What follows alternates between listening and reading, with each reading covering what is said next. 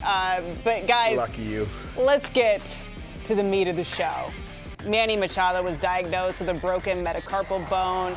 He got hit by a pitch on Monday night. He's going to be reevaluated tomorrow to see if an IL stint is necessary. So, Dem, would a Machado injury change how you're viewing the Padres as of right now? I'm trying to understand and wrap my head around why they're struggling so much.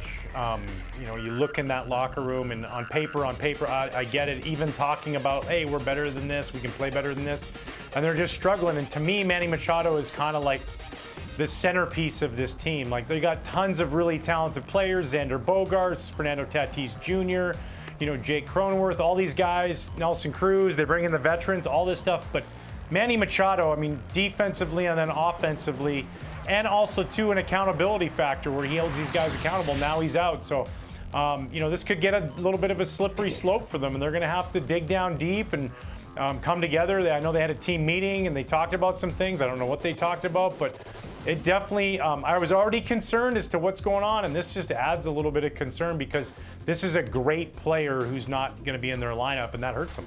Yeah, let's talk about that team meeting. So they apparently had one after yesterday's loss. They've lost 9 out of their last 11. They were coming off a series loss to the Royals. So, Kevin, the gist of it was they need to stop talking and start executing. What should be said in those types of meetings? First of all, it's about who's saying it, okay? Half the time, the guy that stands up is usually the meetings because that's about that guy, right? So sometimes you can have these team meetings, but who's talking in the team meetings? So I need to know who's talking in team meetings, because at the end of the day, besides these struggles and why they're not in first place and why they can't take over the Dodgers, that's this game of baseball. So sift through that. But something ain't right. They know something's not right. This organization knows something's not right. Bob Melvin's not sleeping at night. There's something's not right, and what is that? So let's start with respecting 90 feet. Let's just start with that. Besides another hit is ever made, let's respect 90 feet. And I'll give you an example. The Red Sox 2 days ago, Alex Verdugo led up the game, ground out to second base. He hustled to first. First time I've seen him respect 90 feet, busted his butt to first base. A little bit of a bobble by Colton Wong, and he beat it out. That was just a routine ground ball. But they had their meeting, and then that day, Verdugo busted it to first base. But then they scored 4 runs after that. And I'm sitting here, I looked at Dave O'Brien, like, that's what I'm talking about. You just never know, like the pop-up and then the ball drop. We saw Bichette do it the other day. I'm not saying Tommy Amansky, ground ball back to the pitcher, we got to go 175%. But I'm talking about little things. So when we talk about meetings, they're all fine and dandy. We have to address some stuff, and that's okay. There are some guys in the locker room that aren't living up to their expectations. Pitching staff-wise, and you know how much of a fan of Joe Musgrove and Blake Snell, they got to figure it out. Offensively-wise, Juan Soto, we got to figure it out, like cold and then hot. But one thing about Manny Machado, he posts up every day. Every single day, Manny Machado posts up. So now he's got to address his stuff. Besides this little thing, who's talking in the meeting? Is it Jake Cronenworth? Is it some grinders like that? Does a Matt Carpenter get up?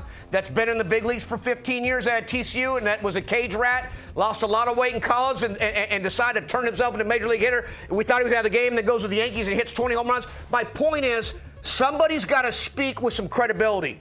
On our Red Sox team, you know what credibility?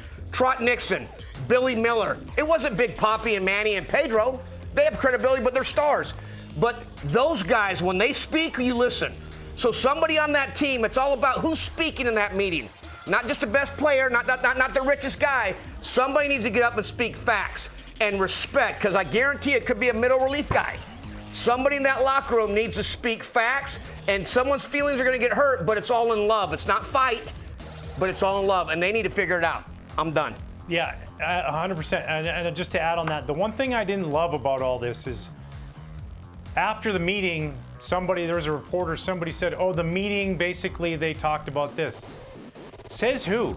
You know, like that's your players only team meeting. That is none business to anybody else. Yeah. And when you're asked, what did you guys talk about? I was like, who's none ya? Kick rocks. You know, like get out of here. It's none of your business. If it was a players only meeting and not the coaches don't even get to know. That's none of your business. If it's the players only and coaches, but then the media doesn't get to know. That's how you bring each other together. That's why sometimes I get it.